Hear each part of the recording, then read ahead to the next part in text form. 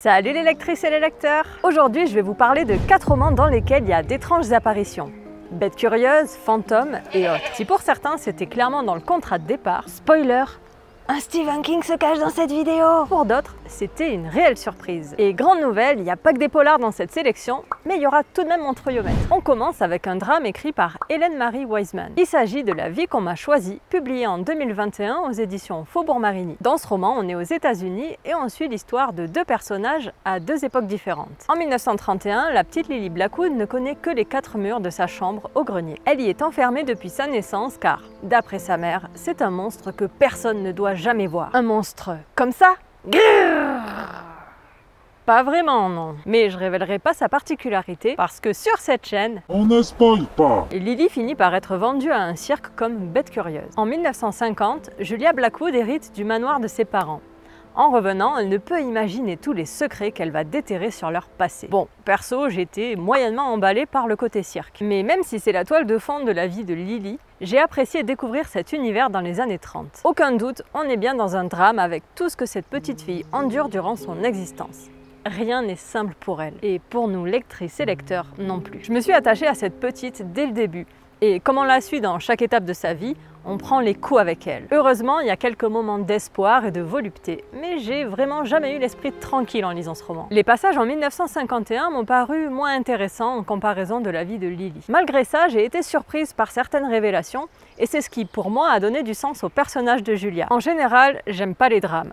Pour moi, c'est des récits trop réalistes, trop tristes, trop déprimants. Et pour le coup, La vie qu'on m'a choisie fait pas exception. Je suis ressortie assez minée de ma lecture. Objectivement, ce roman recèle de nombreuses qualités, donc pour les fans du genre, l'histoire pourrait vous plaire. Côté trouillomètre, on est sur du 2 sur 5, ok mais lis-le en journée. Il y a quelques passages très violents, tant physiquement que mentalement. Et vous l'aurez compris, les étranges apparitions dans ce roman, ce sont les bêtes curieuses du cirque, dont nous ne savons pas toujours lesquelles sont réelles ou non. On enchaîne avec un polar islandais écrit par Ragnar Jonasson.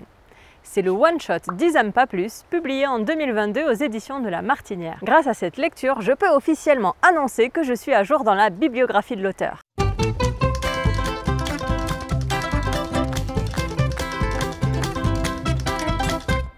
Dans 10 aime pas plus, on va suivre Una, une enseignante en perdition qui accepte un emploi dans le village le plus isolé d'Islande. Je sais pas comment il fait, mais Ragnar Jonasson déniche toujours un village encore plus isolé à chacun de ses romans. Bref, Una s'installe à Skalar pour enseigner à 2 petites filles du hameau où seuls 10 habitants vivent encore. Ah, au fait, l'histoire se passe dans les années 60.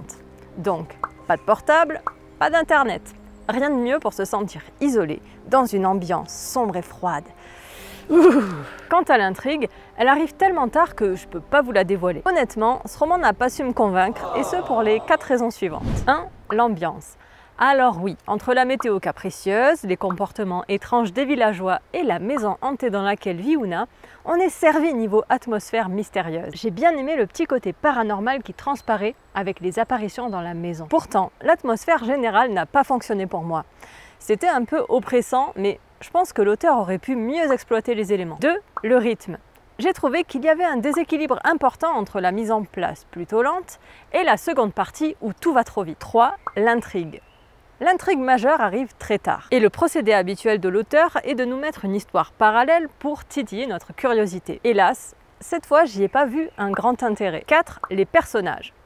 Pour moi, le personnage principal manquait de réalisme et de rationalité. En fait, à la rendre étrange, il aurait fallu y aller plus franco. La prochaine fois, on invitera Ragnar Jonasson à la maison. Comme ça, il pourra s'inspirer de toi. Non mais franchement, je vois pas pourquoi tu dis ça. Hein. Peut-être parce que tu es en train de te parler à toi-même. Pour conclure, même si ça se lit facilement, j'ai trouvé peu d'intérêt à ma lecture. Le trouillomètre n'a pas dépassé le 1 sur 5, même pas peur, malgré les efforts de l'auteur. Après les États-Unis et l'Islande, on file en Roumanie avec Terre des Affranchis, écrit par Liliana Lazar. Il a été publié aux éditions Gaïa en 2009. Dans ce roman noir historique aux échos fantastiques, nous allons visiter l'étrange contrée de Slobozia. C'est un petit village de Moldavie roumaine et nous y découvrons la vie sur plusieurs années. Le récit commence en 1965, durant la période communiste, pour se terminer dans les années 90. L'histoire se centre plus particulièrement sur Victor Luca, un personnage particulier que l'on suit de son enfance à l'âge adulte. On va le voir commettre de grosses erreurs, essayer de se racheter, et ce, à plusieurs reprises. Mais on découvre surtout l'étrange relation qu'il a avec la fosse au lion, le lac maudit de la région que personne n'ose approcher. C'est difficile de définir ce récit. Il y a un côté histoire de vie, mais au final c'est surtout un prétexte pour nous conter la période mouvementée du communisme en Roumanie. Rassurez-vous, ça n'alourdit pas le récit de faits historiques. On a même de petites vibes de thriller dans la construction du récit. Le texte est empreint de poésie, mais aussi d'une certaine rudesse, d'une forme de fatalité dans la vie de ce jeune homme et de son entourage. J'ai beaucoup aimé le panel de personnages car il nous permet d'avoir une vision de différents points de vue sur la société. Chacun à sa manière nous met face à nos contradictions. Ce que j'ai préféré, c'est l'aura fantastique qui entoure la fosse aux lions. Ce lac est clairement un personnage à part entière et fait office d'étrange apparition dans cette histoire. Puis, avec l'atmosphère un peu lourde, j'ai eu le sentiment que l'autrice a voulu nous faire comprendre l'ambiance qui pesait sur le pays quand Ceausescu était au pouvoir. Au final, j'ai vraiment apprécié ma lecture et je vous le recommande chaudement, pas comme moi en ce moment.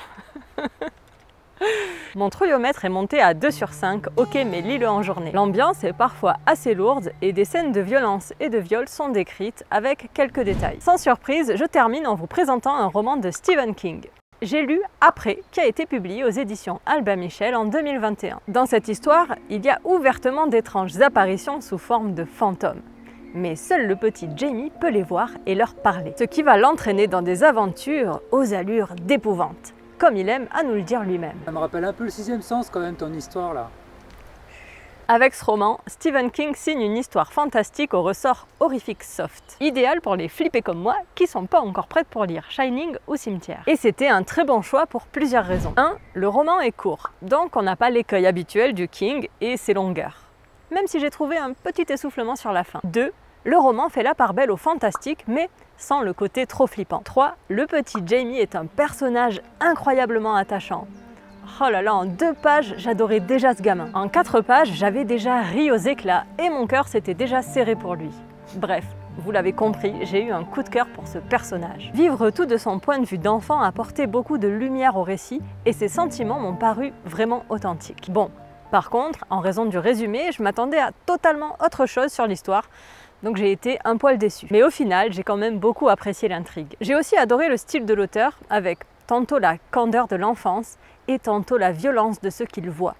C'est décrit avec magnificence. Le tout crée un contraste saisissant. Ça aurait pu être un coup de cœur si la fin ne m'avait pas autant désarçonné. C'est pas une mauvaise fin, mais c'était un peu malaisant pour moi. Surtout que ça arrivait comme un cheveu sur la soupe, sans être vraiment approfondi. Pour le trouillomètre, on a du 2 sur 5, ok mais lis-le en journée. On est sur de l'horrifique soft, avec quelques scènes bien gore et d'autres un tantinet angoissantes. Si jamais vous voulez d'autres idées de romans fantastiques, allez voir cette vidéo. 2 des livres que j'y présente sont des polars avec une dimension fantastique ou mystique. Si vous avez apprécié cette vidéo, pensez à vous abonner pour ne rien louper et n'hésitez pas à venir papoter en commentaire, j'adore échanger avec vous sur vos lectures. A très bientôt, ciao! Quand Ceausescu était au pouvoir.